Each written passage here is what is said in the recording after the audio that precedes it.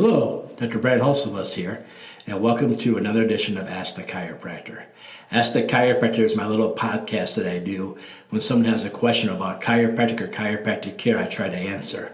I'm a chiropractor here in Rockford, Illinois. I'm a proud graduate of Palmer College of Chiropractic, and I'm happy to be the team chiropractor of the Rockford Ice Hogs. Let's dive into it.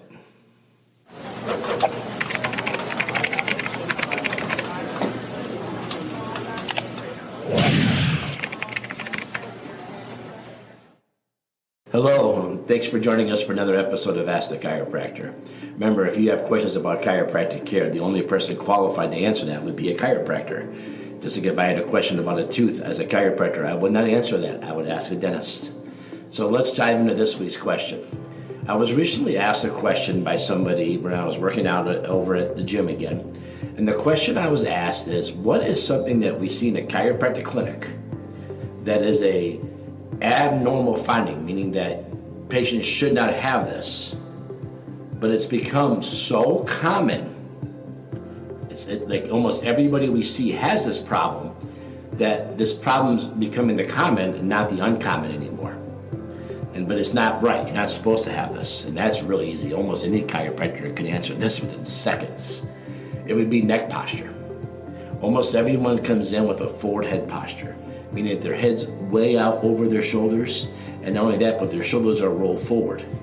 And you're supposed to have a nice round curve in your neck, and your neck's supposed to be back here over your shoulders, your chest is supposed to stick out real big, and that's how we're designed to walk around. But most of us walk around with our shoulders forward and head forward. How do we get that? Well, typically it comes from sitting. The moment I sit, my shoulders roll forward and my head goes forward. And so I sit, I drive a car, I use my computer, I use my phone, I read a book. Whatever I'm doing, I get in that posture. And then what happens is when I leave that chair, when I get up and start moving around, I memorize the bad posture and I keep it with me. Now, does this bad posture cause immediate problems? Well, I tell a lot of people that bad posture leaves us in a vulnerable position, right? So the bad posture is not going to hurt per se, but it leaves you in a position to set you up for more problems. So when someone comes in and they say, hey, I slept funny last night and now my neck is killing me. Hey, I turned my head real quick and now I've got this catch right here. Hey, I did this, now I've got this pain going between my shoulder blades up my neck. I tell them it's not that you did that. It's the fact that you did that while you had the really bad neck posture. And you got to start getting better at doing your exercises and your stretches so you don't have that neck problem anymore. So that way if you do sleep funny, that way if you do turn your head the wrong way, that way if you are working above your head doing stuff, you don't have to have this agonizing pain, this gnawing pain. So let's talk a little bit about this forward head posture and why it came out. Well, a lot of people today think it's because of your phones and your tablets. But I will tell you that people read books way before we had phones and tablets, and they were in the exact same position. Other people tell me, hey, I don't sit all day, I have a stand-up desk. And when you stand up at a desk, you still have your shoulders forward, and you still have your neck forward, because you're still typing, you're still using the screens. Now, don't get me wrong, I prefer a stand-up desk any day of the week over a sit-down desk. But I often tease my patients, there's no healthy way to use a keyboard instead of front of a computer all day. There's better ways, but there's no right way. Just like there's no right way to eat a candy bar. It's always going to be wrong. But I would say if you eat a candy bar on a treadmill, you're doing it better, but it's still not right. So stand-up desk, yeah, way prefer them over sitting desk. So if people had this problem before with books, if people had this problem with typewriters, not just computers, and we had this forehead posture then, why is it becoming a bigger deal now? This is a conversation I have with a lot of chiropractors. They'll tell me, oh, it's all the phones, it's all the tablets, it's the computer lifestyle, it's the work from home. And I tell them, people have done that for a long time, right? Long time. I mean, my grandmother had a sewing machine. She'd sit in front of that sewing machine for a long time. That's really bad forward head posture, right? So why has it gotten so bad lately? Well, here's my theory. I think it's because of the chairs. Have you ever ridden in an older 1970s car that got inside like an old Ford pickup truck or maybe an old Chevy Camaro and sat in those chairs? They're not very comfortable. They're miserable. Or maybe you go find an old office chair somewhere, and you sit in that chair. That chair's awful. It's not comfortable at all. Matter of fact, whenever you go to a place now with those metal folding chairs, you sit there for a little bit, and you start moving around right away. That's the way the chairs used to be. They used to be awful. And nobody ever wanted to sit in those chairs for more than half an hour without getting up and stretching and moving around. So it's my theory, the reason why our necks are so bad is because our chairs have gotten so good. Now we can sit long enough to develop a neck problem. Heck, I was in an F-150 Ford pickup truck the other day, and it had not only heated seats, air-conditioned seats, but it even had chair massagers that go up and down your back.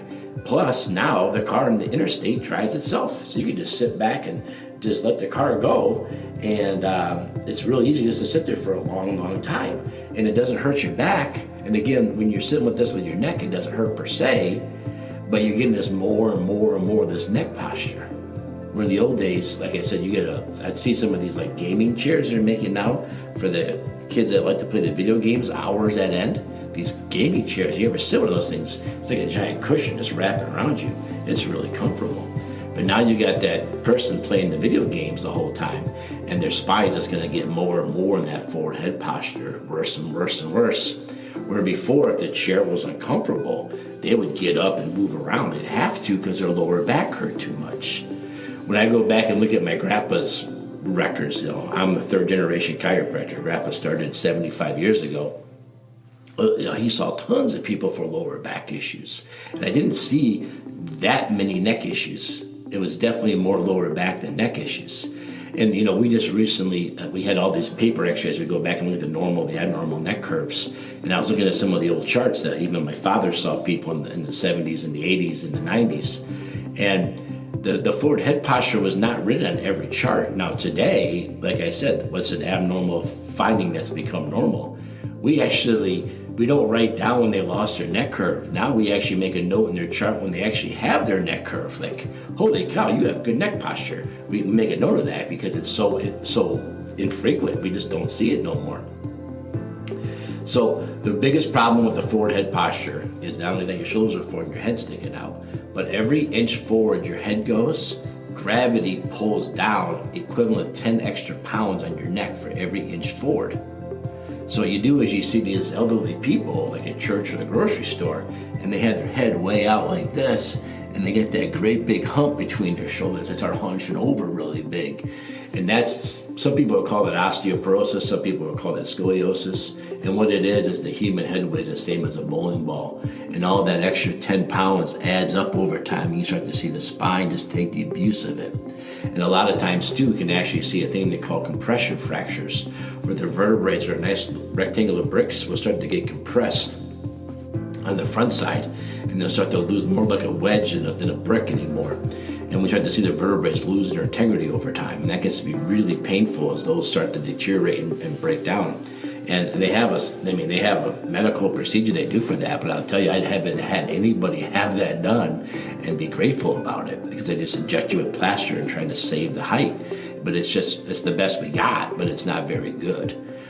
So it's very important to maintain your neck posture, very important to maintain that, keep your forward head posture away. And so what do I tell people to do? I tell people to set a timer for every 20 minutes to a half an hour. Stand up. Bring your chin back. If you don't know how to bring your chin back, go up against the wall, put your back up to the wall, put your heels, hips, shoulder blades against the wall. Then without looking up or down, just bring your head straight back till it hits the wall. Now you've got great posture. Now I tell you to take a little step forward. Don't touch the wall anymore. The whole body forward. Try not to lose that posture. And then you want to try to stick your chest out really big and squeeze your shoulder blades together and count to 10. And that starts to pull yourself backwards, so you start to forget that forward head posture. And the crazy thing is, when we have this bothering us, and it's really, really I feel that tension here, for some reason, instinctually, we all do the opposite stretch. We pull our arm across our chest, and we try to pull it the other way, try to loosen it up. And we're actually feeding it more. We're actually making it worse by doing that. I have no idea why instinctually we all do that, but you want to do the exact opposite. You want to squeeze it together while your chin's in. A lot of people do this pulling the shoulder blades in and they stick your head out way far. You're still in the forward head posture. You got to get out of that posture to do the stretch in order to forget the posture. You can't keep stretching in the posture and forget it. And anybody that tells you to stick your chin down like this to get a good stretch, stick your chin to your chest to stretch, I have not met a patient yet who needs to do that stretch. I have not met one patient in 23 years that needs to do that stretch. Everyone's neck curve is so bad.